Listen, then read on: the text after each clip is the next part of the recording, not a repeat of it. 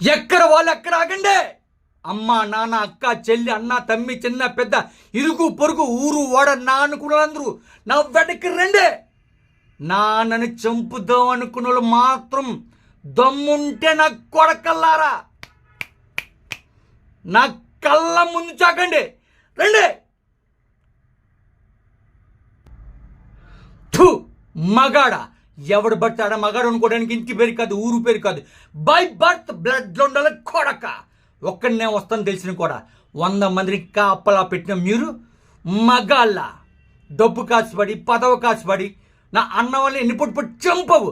నువ్వు మగతనం గురించి మాట్లాడుతున్నా, బాడీ గార్డ్స్ లేకుండా గన్స్ లేకుండా ఎవరిని ఏ కూడా పేకలా అలా చెప్పంటారా మీరు మగాళ్ళని?